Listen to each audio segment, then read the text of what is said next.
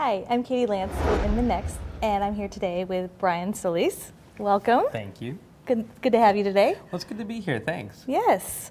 So Brian is an author and a jack of all trades, really. You're kind of all over the internet and all over the social world. And our audience at Inman are real estate agents, and they're really at all different levels. Some are real tech savvy, some are not as much and know that they need to get more involved in social media. So as someone who's not in the industry, what can you recommend to real estate agents to help get more engaged in social media? Wow. Well, I wish there was one prescription that I could offer, and I wish it was easy advice. But the best I can do is to reach out to those, say, around you and see what it is that they're doing, how it is that they're connecting, what it is that they're looking for, how it is that they might be using tools like Facebook and Twitter, almost as if you're conducting sort of like anthropological research, like a field study. The reason I say that is because agents will reside at various levels of the adoption bell curve, right? Some are early adopters, some are innovators, some are sort of a little bit late to the game, which is all cool. But in the same light of that discussion, consumers are also all over the bell curve, right? Not all of them are using social networks. Some of them are maybe just exclusive to social, to mobile or to things like Google or certain applications online or destinations online. So when you do that research to see what people are using, what they're saying, even talking to consumers or using Google search to see what's being done sort of like in your locale or just what's being done in terms of best practices, you just start to get a lot of answers. I wouldn't necessarily give you direction, but it gives you answers. Right. And then from there, you start to bring that search specific to your area, to your area of expertise, to your locale. And then from there, you really start to get answers that leads to direction that tells you where you need to be and how. Right, right. So one thing I wanted to ask you about, earlier today I heard you talking about Google+. We talk about social networks, and that's sort of the hot new thing everyone's talking about. And I heard you say that Google+ acquired 10 million new users in just an astronomical amount of time compared to Facebook and Twitter. Yeah. Right, Facebook and Twitter was like 800 days or 700 days, and Google+, it was, I can't remember the number, but it was a much smaller number. Right.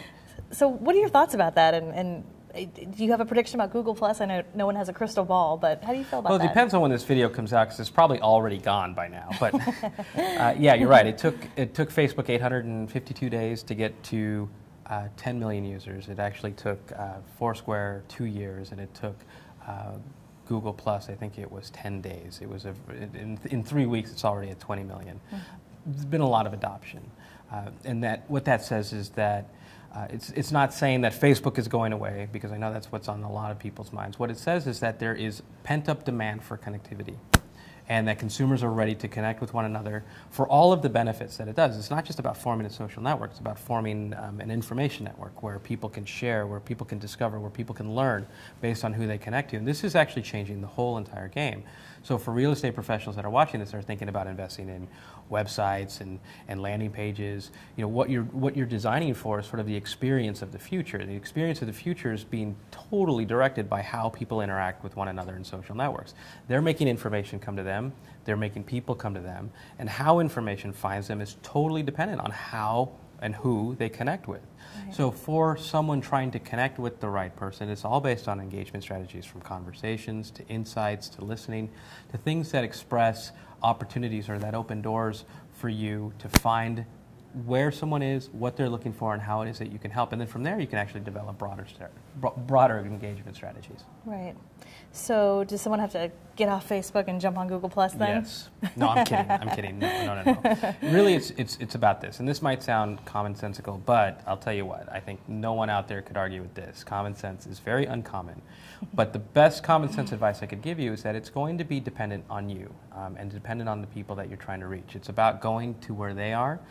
Some live and breathe on Twitter. Some live and breathe on LinkedIn. Some all of the above.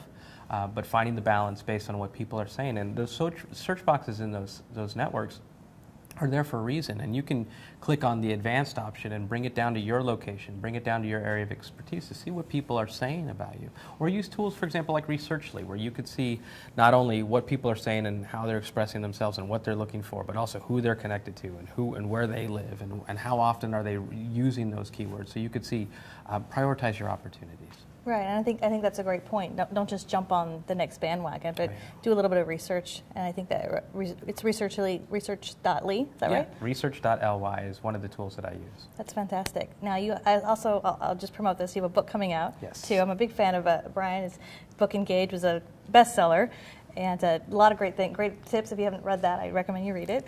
So tell me, real quickly, what's coming out, and the new book is called, well, it's basically what we're talking about. It's called The End of Business as Usual, and the entire premise of the book, topic. Absolutely. Well, I mean, you've got things like Tower Records and Borders Books and Circuit City and even RIM, where the brand is not anywhere too big to fail, right? I mean, there's just a lot of transition. A lot of that has to do with consumer preference. A lot of that has to do with consumer demand and how a consumer makes decisions. It's not like how it used to be. So they are sort of dictating. They're playing a role in the future of business. And I can't think of any other industry that could benefit from engagement as much as this one, because people are always asking for help. It's so dependent on word of mouth. It's just that word of mouth is migrating online. Absolutely.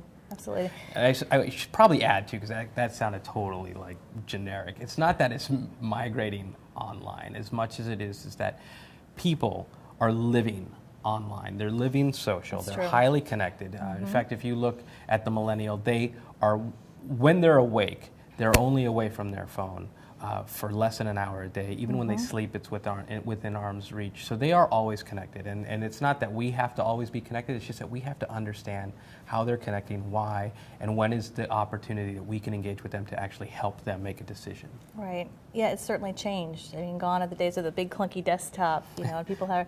Except at my house. Right. Right. They're, taking their iPhone and putting it on their nightstand. It's the first thing they pick up in the morning. Absolutely. And the same with the iPad. I mean, they are always connected. The experience is mobile, and I don't just mean on a mobile phone. I mean that the experience it just goes with everybody. They're making decisions. They could be outside in the streets of San Francisco right now trying to figure out where they're going to eat tonight, and they are on their phone, they are on their iPad answering that question right now. Right. The game has changed. Yes, for sure. So where can people find you if they have questions or they'd like to find out more about your book? Well, they can go to, hopefully you'll go to briansolis.com. I'm on Twitter at Brian Solis. And those are actually two great places. And if you have a question, there's you can contact me from either one of those places. Excellent. Well, thank you, Brian. Thank you. I appreciate it. I'm Katie Lance with Inman Next.